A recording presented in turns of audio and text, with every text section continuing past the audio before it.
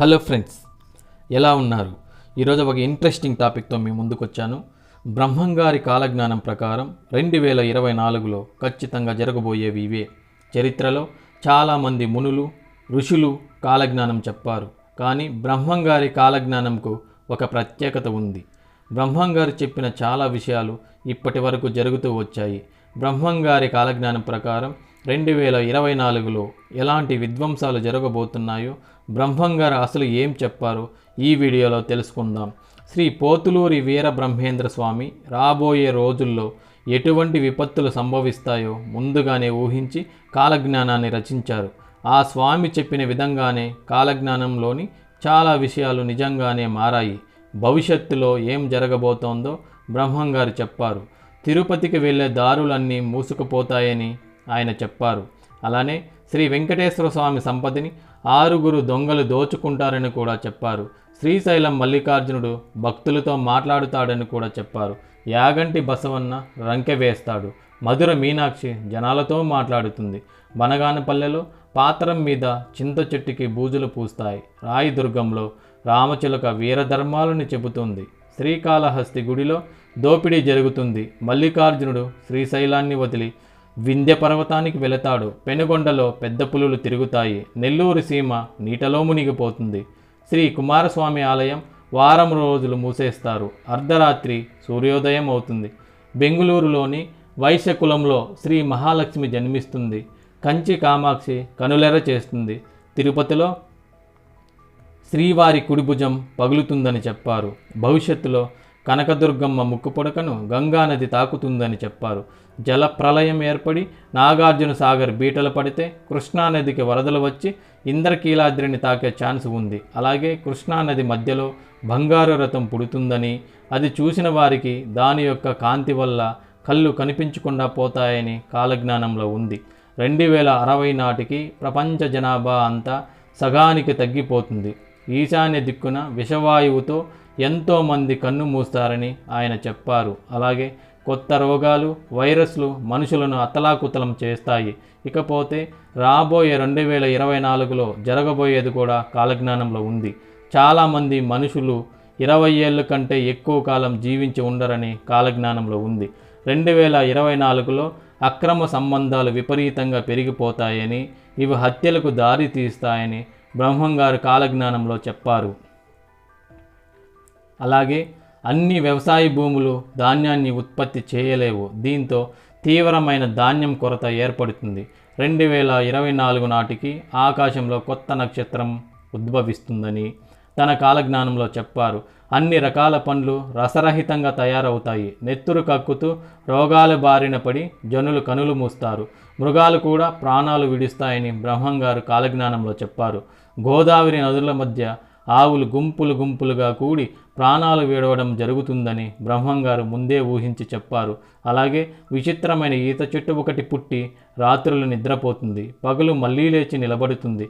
ఇలా 8 సంవత్సరాలు జరిగిన తర్వాత చెట్టు నశిస్తుంది. ఇది మొదలు దేశంలో తీవ్రమైన కరువు ఏర్పడుతుంది. బ్రహ్మంగారి కాలజ్ఞానంలో ఇప్పటి వరకు జరిగిన నిజాలు ఏంటంటే, కాశీలోని దేవాలయం 40 రోజుల పాటు పాడుపడుతుందని చెప్పారు. ఆయన చెప్పిన విధంగా 1910లో తీవ్రంగా వరదలు రావడంతో, కలరా వ్యాపించడంతో కాశీని సందర్శించేందుకు భక్తులు ఎవరూ వెళ్ళలేదు.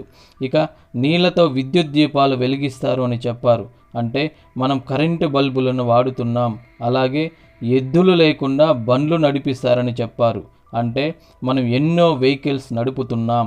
ఇక వీధి బొమ్మలు రంగులు పూసుకొని రాజ్యమేలుతారు అని చెప్పారు. అంటే సినిమా యాక్టర్స్ ఎంతోమంది రాజకీయాల్లోకి వచ్చారు, రాణిస్తున్నారు. జనసంఖ్య విపరీతంగా పెరుగుతుంది అని చెప్పారు. దీని అర్థం ప్రపంచవ్యాప్తంగా చాలా జనాభా పెరుగుతోంది. ఇకపోతే గట్టివాడైన పొట్టివాడు ఒకడు దేశాన్ని పాలిస్తారని చెప్పాడు. అంటే లాల్ బహదూర్ శాస్త్రి పరిపాలించారు. ఒక వితంతువు 16 సంవత్సరాలు రాజ్యం ఏలుతుంది అన్నారు. అంటే ఇందిరాగాంధీ పరిపాలించారు. ఇక అడవి మృగాలు గ్రామాలు, పట్టణాల్లో ప్రవేశించి మానవుల ప్రాణాలు తీస్తాయని చెప్పారు. ఇలాంటి వార్తలను మనం ప్రతిరోజు వింటూనే ఉన్నాం. దేవతా విగ్రహాలు దొంగలించబడతాయి, చావు పుట్టుకలు మాత్రం కనిపెట్టలేరు అని చెప్పారు. ఇకపోతే ప్రపంచంలో ఏ వింత జరిగినా కూడా ఇది బ్రహ్మంగారు తన కాలజ్ఞానంలో ఆనాడే చెప్పారంటూ ఇప్పటికీ ప్రజలు గుర్తుకు తెచ్చుకుంటూ ఉంటారు. కాలజ్ఞానంలో చెప్పినవన్నీ పొల్లుపోకుండా ఇప్పటి వరకు జరుగుతున్నాయి. భర్తలను భార్యలు ఏలుతారు, వేప చెట్టుకు అమృతము కారేను, మట్టు ఆరని బిడ్డలు మాట్లాడేను, ఆకాశాన పొగమంటలు బుట్టేను, 6 మతములు ఒకటి అయ్యేను, ఒకరి సొమ్ము ఒకరు అపహరించేరు, ఒకరి ఆలు మరొకరి పాలు అయ్యేను, పుణ్యపురుషులు పుణ్యశ్రీలు బతికేరు, పుణ్యస్థలంబులు చెడేను, దేవస్థలంబులు పాపాత్ములచే నష్టమయ్యేను, నిక్షేపాలు బయటపడేను, చీమకుర్తి బెజవాడ మహాపట్టణాలవుతాయి, ఉత్తములైన వారు అల్పులకు దాసీతనము చేస్తారు, కాముకత్వం పెరుగుతోంది, కోటె విద్యలున్నా కూడులేక మాడిపోతారు, సర్వ వస్తువులు కల్తీ అవుతాయి, భర్తలను భార్యలు భార్యలను భర్తలు ధనం కోసం వేపుకు తింటారు, ముండమోపులు ముత్తైదువులు అవుతారు, నీటిని కొనుగోలు చేస్తారు, మనుషులు పక్షుల్లా ఎగురుతారు, తిరుపతికి వెళ్ళే అన్ని దారులు మూసుకుపోతాయి, శ్రీ వెంకటేశ్వరుని సంపదను 6 దొంగలు దోచుకుంటారు.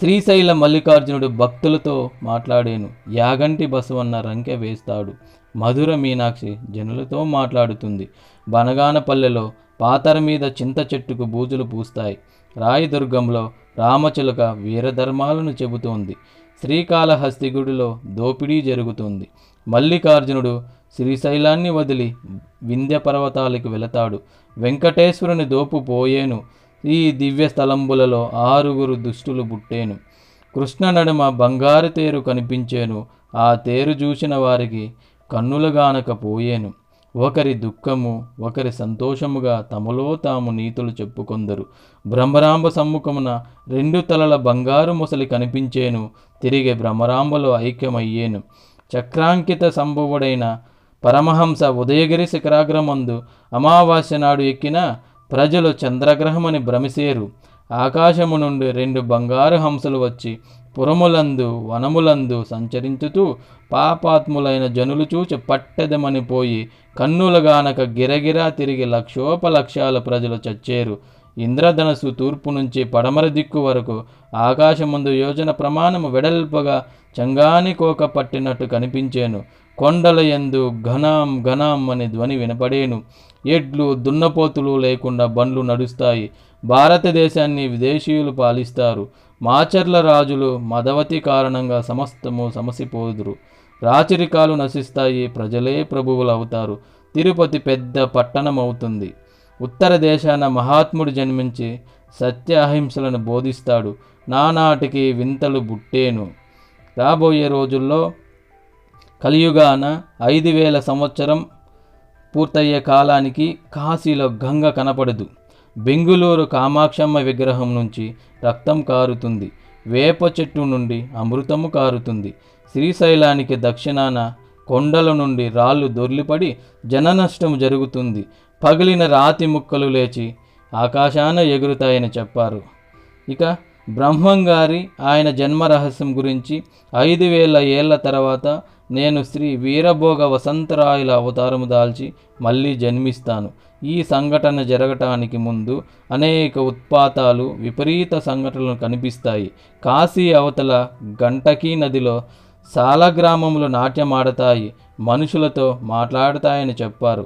ఇలా భవిష్యత్తుని ముందే ఊహించి రాసిన బ్రహ్మంగారి కాలజ్ఞానంలో ఎన్నో విషయాలు చాలా వరకు నిజంగా జరిగాయి.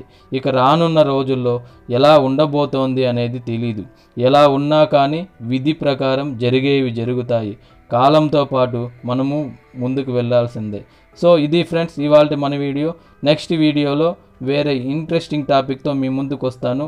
Until then bye.